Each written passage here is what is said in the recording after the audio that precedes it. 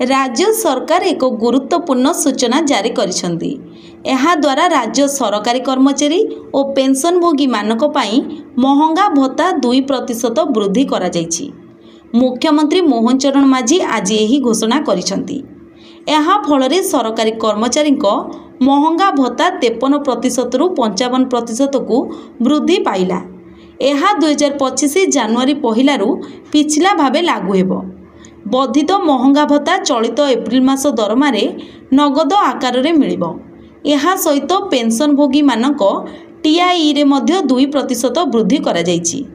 सेमाने अनुरूप भावे एप्रिल मास पेंशन रे एही वर्धित टीआई पाइबे। एही सिद्धांत पई राज्य रे प्राय 5 लाख कर्मचारी और 3 लाख पेंशनभोगी लाभान्वित हेबे। एही वृद्धि राज्यर कर्मचारी मानक आर्थिक स्थिति को किछि परिमाण रे सुदृढ़ करिवार संभावना रहिछि।